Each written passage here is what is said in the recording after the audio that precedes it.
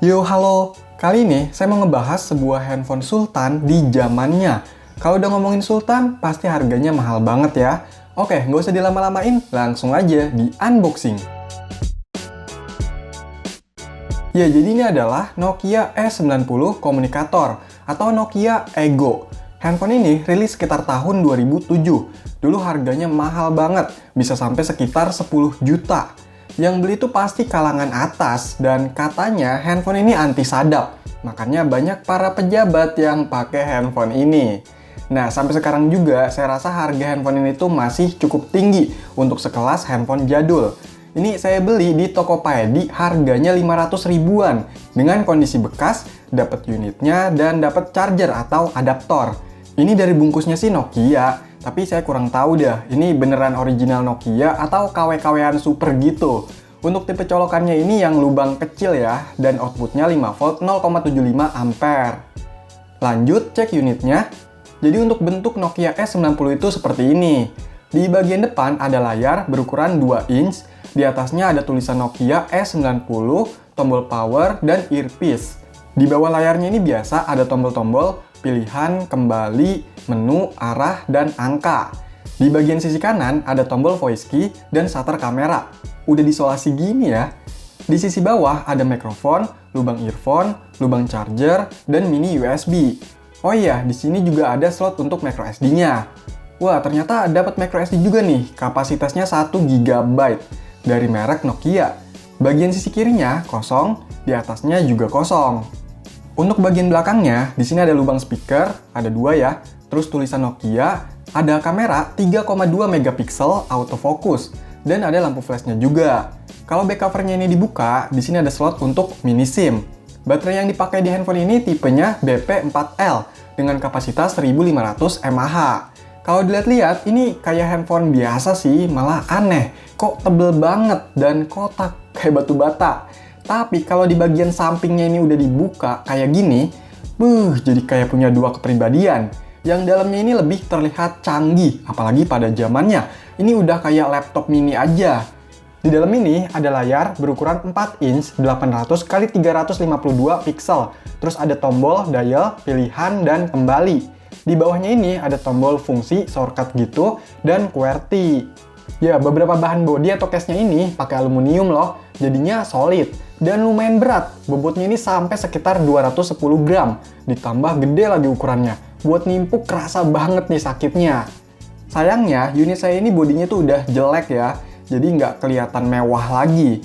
Ini udah banyak lecet, catnya ngelupas, back covernya udah parah kayak gini. Dan ini warnanya yang depan putih, belakangnya malah coklat. Wah, hasil fusion kah? Ya memang kondisi bodinya ini udah cukup parah. Tapi semoga aja yang lainnya normal. Oke, coba dinyalain, semoga bisa nyala.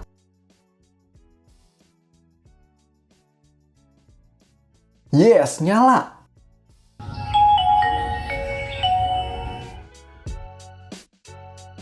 Dan inilah tampilan pertama dari Nokia E90 Communicator.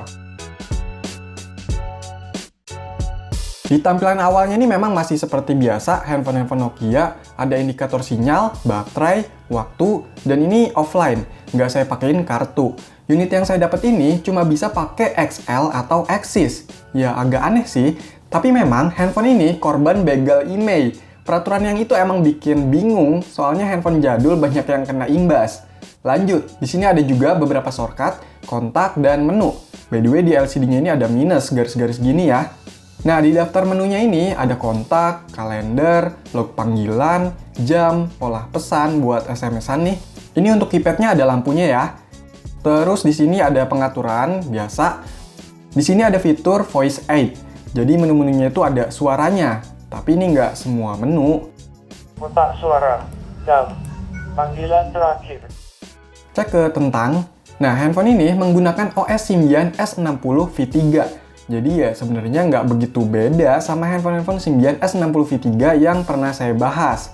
Untuk firmware-nya ini versi 07.40.1.2. Ini rilisan 3 bulan 10 2007, modelnya RA Strip 6. Untuk konektivitasnya, di sini udah lengkap ya. Handphone ini jaringannya 3G.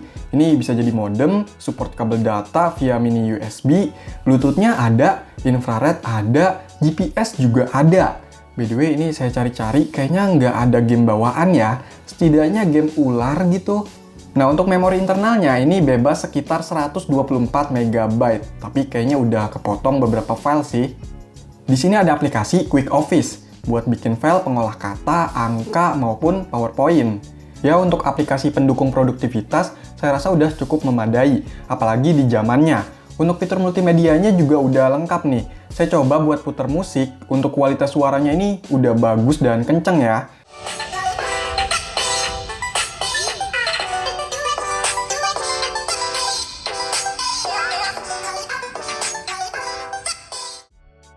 Nah, untuk kameranya, ini dia hasilnya.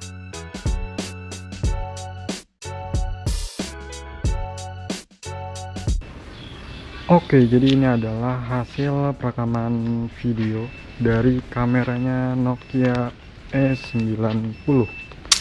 Ini saya aktifkan mode stabilitasnya nih. Waduh, ini rumah kosong, lumayan ganggu ya suara listriknya. Ya, gimana? Stabil nggak nih? Ini saya aktifin loh, ada mode stabilitasnya.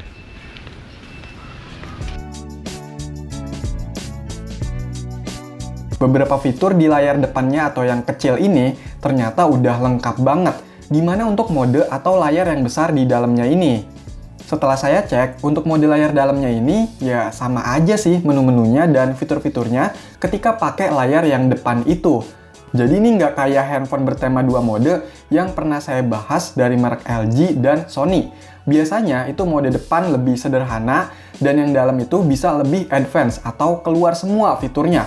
Kalau yang ini kayak sama aja, cuma karena ini ukuran layarnya lebih besar, kelihatannya yang ini lebih luas, lebih gede-gede gambarnya, dan orientasi layarnya ini jadi landscape. Ditambah keypadnya ini QWERTY, lebih gede dan agak empuk daripada yang depan. Lumayan enak nih buat ngetik. Nah, untuk angle layarnya ini bisa dibuka 90 atau sampai 180 derajat. Jadi kayak laptop gitu ya. Di layar yang lebih besar ini, kita pastinya lebih puas buat urusan multimedia. Tulisannya lebih besar, nonton video juga lebih nikmat, dan buat main game juga bisa lebih puas ya harusnya. Ini saya udah coba install game Crash Bandicoot, dan hasilnya bisa dijalankan. Ini tampilannya full screen ya.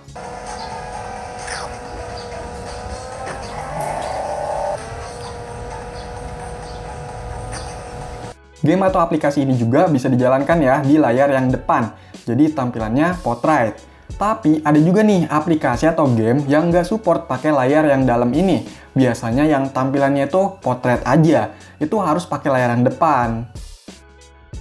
Sebenarnya kalau dari sistem kayaknya nggak jauh sama handphone Nokia S60 V3 yang pernah saya coba. Tapi ada tambahan beberapa fiturnya. Mungkin ada ya beberapa hal yang benar-benar bikin spesial handphone ini sampai sekarang. Karena ya harganya sampai sekarang masih mahal. Apa karena sebutan handphone mahalnya itu masih melekat kali ya sampai sekarang ini? Yang tahu boleh ya sharing-sharing di komentar. Kita berbagi pengalaman dan info biar lebih bermanfaat. Oke, jadi itulah pembahasan Nokia S90 Komunikator. Kalau masih ada pertanyaan atau info tambahan, yuk komentar. Sekian video ini, semoga bermanfaat. Silahkan di like, share, dan subscribe channel ini. Terima kasih.